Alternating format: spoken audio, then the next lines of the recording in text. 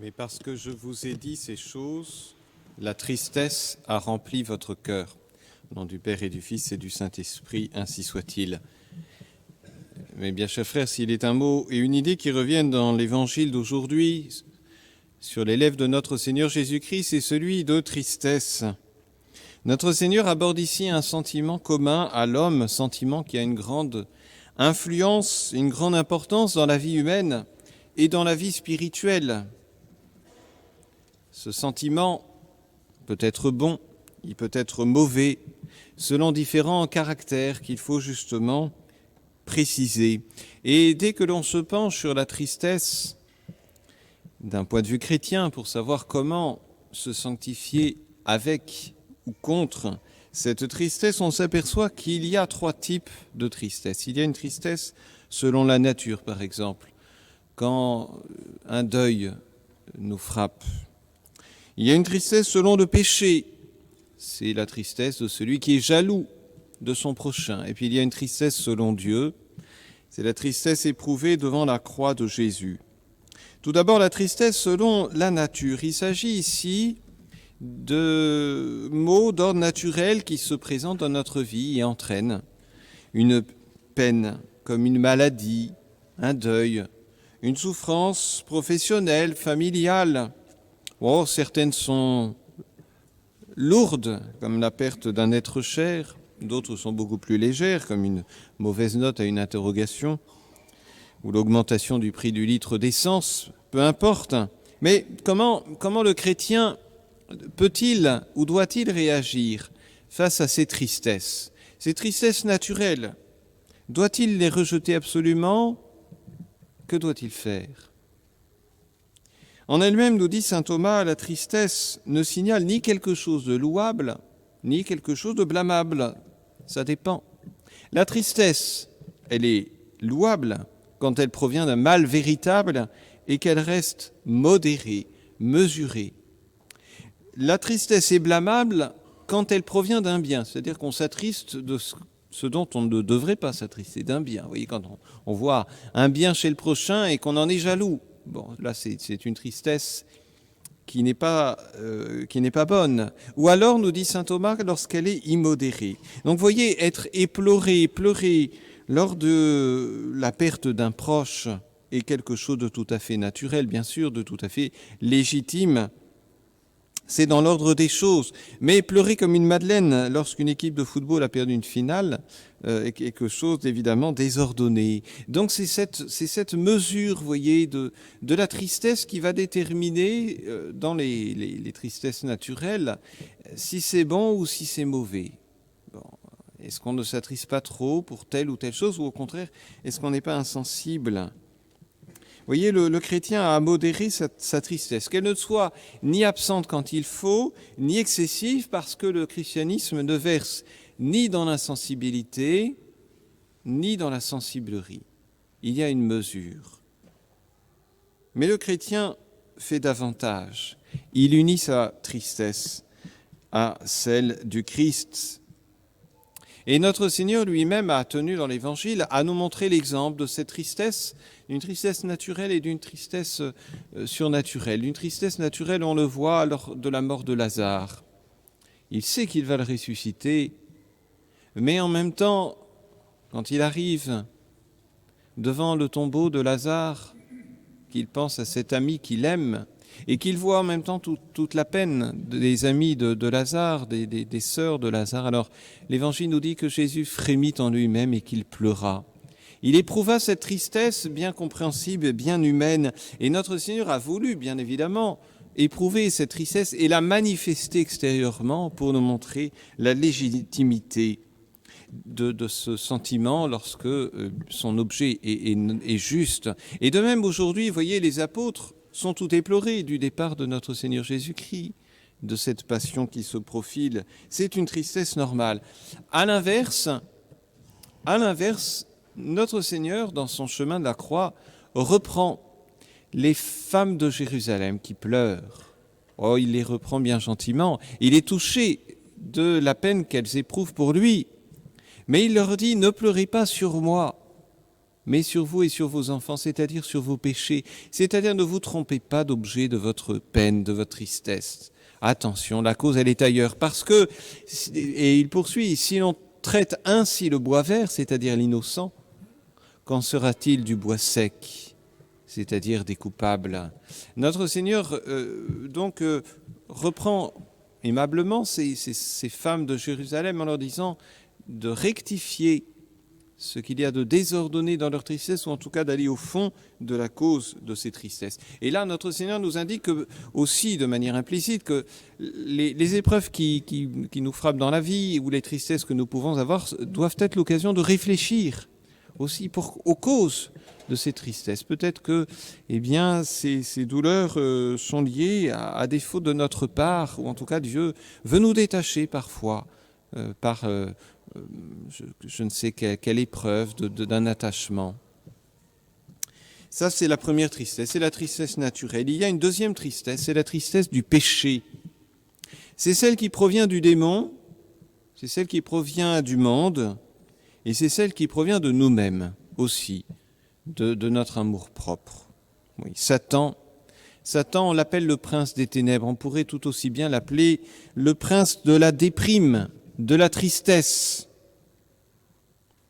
Si le Saint-Esprit souffle un vent de bonté, de vérité, d'espérance, de joie, et on pourrait dire de chaleur, le diable, lui, souffle un vent froid, un vent qui dessèche l'âme, qui la déprime, qui anesthésie l'âme. Vous voyez, la tristesse du péché, la tristesse selon le démon et selon l'amour-propre aussi, se reconnaît à ce caractère déprimant, desséchant, sans véritable cause naturelle. Bien sûr, il y a des causes naturelles à une dépression, mais ou à une sorte de tristesse qui dessèche, bien sûr. Mais là, il s'agit d'une cause préternaturelle ou d'une cause désordonnée. Vous voyez, je prends un exemple dans le cas de la tristesse des péchés, au sens où on peut regretter nos péchés. Mais il y a un bon et un mauvais regret des péchés. Le mauvais regret des péchés, c'est lorsque ce regret abat notre courage. Vous voyez, on voit nos péchés et cette vue nous attriste, nous décourage ou nous agace. Comme dit saint François de Sales si bien, il ne faut pas se courroucer de s'être courroucé. Ça ne sert à rien. Il ne faut pas s'attrister non plus de s'attrister. Se déprimer de se déprimer. Et bien le démon, lui, ou notre amour-propre, quand on a péché, parfois il va essayer de montrer à l'âme la gravité de son péché pour la déprimer. Ou alors nous-mêmes, quand on a péché, eh bien on est vexé, on est déçu de soi. Alors on pensait y arriver, on avait fait quelques efforts et patatras, on retombe, on n'y arrive pas et c'est pas la première fois. Et là, bien, qu'est-ce qu'on fait ? On est découragé. Et bien si c'est comme ça, j'arrête de combattre, j'arrête. C'est exactement ce qu'il ne faut pas faire. C'est exactement ce qu'attend le démon. Vous voyez, le démon ou alors notre amour-propre, tout simplement. On prête aux riches et on prête beaucoup aux démons, parfois ce qui ne relève que de notre nature blessée. Alors il faut fuir cette mauvaise tristesse. Et vous voyez, dans la vie spirituelle aussi, parfois on peut se faire illusion et ressasser sans cesse de vieilles chutes, vivre dans une humilité de mauvais aloi, une forme de dolorisme qui déprime l'âme. Eh bien, ça ne vient pas de Dieu. Et dans l'Évangile, on a cet exemple tragique de Judas. Judas qui a vu sa faute et qui a été tellement désespéré d'avoir offensé Dieu, d'avoir livré notre Seigneur Jésus-Christ, qu'il s'est pendu. C'était une tristesse de damné, une tristesse de désespéré. Venons-en enfin à la troisième et dernière tristesse. C'est la tristesse surnaturelle, c'est la tristesse selon Dieu. C'est une tristesse déjà dont son objet est surnaturel. Et là, on a un autre exemple de notre Seigneur. Notre Seigneur pleure sur son peuple, pleure sur Jérusalem, non seulement parce que Jérusalem va être détruite, et il aimait cette ville, sa ville sainte, il aimait son peuple. Mais notre Seigneur pleure plus encore, non pas des calamités temporelles qui vont fondre sur cette ville ingrate, mais il pleure sur cet aveuglement de ses coreligionnaires, de ses frères, de son peuple, et il en souffre. Il annonce déjà Saint Dominique pleurant sur le sort des pécheurs. Vous voyez cette tristesse d'un objet, notre Seigneur pleure vraiment cette perte des âmes. Et c'est là ce qui explique en grande partie la tristesse de Jésus au soir du jeudi saint, la tristesse de l'agonie. Et voyez, cette tristesse, elle naît de la charité, elle naît de l'amour de Dieu et des âmes, non pas d'un amour propre, désordonné, d'un amour de Dieu, d'un amour désintéressé, d'un amour des âmes. Une âme qui aime Dieu, une âme qui aime les âmes, est désolée de voir ces âmes, se perdre, ou tout simplement voir Dieu offensé. Donc cette tristesse, elle est surnaturelle parce que l'objet est surnaturel, mais elle peut être aussi surnaturelle parce que c'est Dieu qui va infuser cette tristesse dans l'âme. On a un très bel exemple dans la vie des saints, c'est l'exemple de Sainte Thérèse de Jésus. Cela faisait une vingtaine d'années qu'elle était religieuse à Avila, et puis un jour, elle se met en prière devant une petite statue qu'on peut toujours vénérer à Avila, l'Ecce Homo, l'homme attaché au lien. Et là, Dieu blesse le cœur de Sainte Thérèse. Et Sainte Thérèse a le cœur brisé de douleur en voyant cet Ecce Homo. Et c'est vraiment une deuxième conversion chez Sainte Thérèse de Jésus. Une tristesse qui vient selon Dieu et qui va la conduire jusqu'à la sainteté. Parce que le propre de cette tristesse, selon Dieu, ce n'est pas de tirer vers le bas, c'est de tirer vers le haut. Ce n'est pas de conduire au désespoir, c'est au contraire de conduire à la joie. Il y a un paradoxe tout à fait chrétien là. Cette tristesse, selon Dieu, conduit à une certaine joie. Votre tristesse se changera en joie, dit notre Seigneur dans l'Évangile. Alors, vous voyez, c'est une bonne tristesse parce qu'elle est noble, et on peut penser la tristesse de Marie au pied de la croix. Et c'est une tristesse qui contient en elle-même une certaine douceur. Pourquoi cela ? Eh bien, parce que, on l'a dit, cette tristesse, elle vient de la charité. Elle vient de l'amour. Et on ne peut pas poser des actes si proches de la charité, si proches de l'amour, sans éprouver une certaine douceur. Et donc l'âme qui regrette ses péchés par charité, elle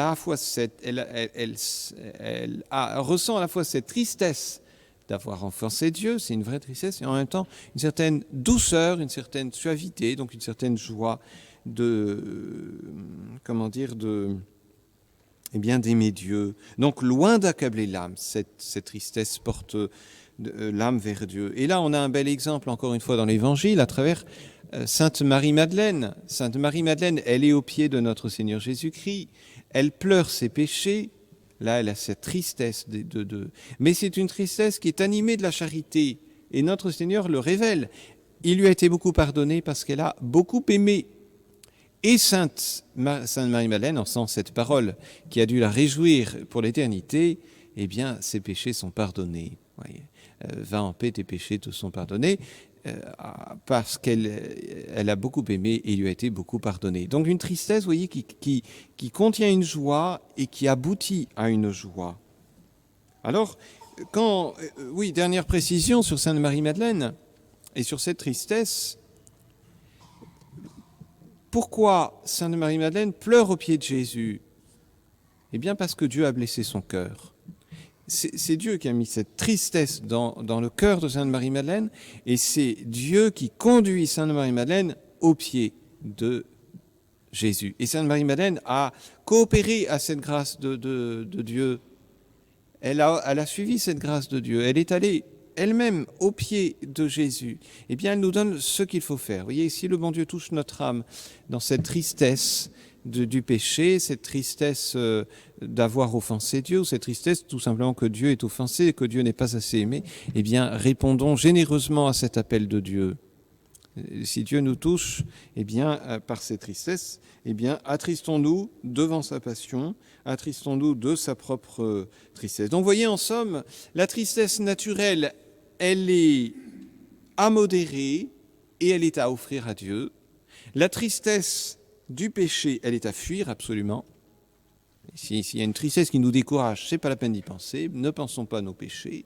Mais si c'est une tristesse qui nous tire vers Dieu, alors là oui, elle est bonne et il faut la suivre. Alors demandons à la Vierge Marie qu'on invoque à la fois sous le vocable de Notre-Dame de Liesse et Notre-Dame des 7 douleurs, eh bien, de nous apprendre justement à faire nôtre les sentiments du Christ Jésus, ainsi soit-il. Au nom du Père et du Fils et du Saint-Esprit, ainsi soit-il.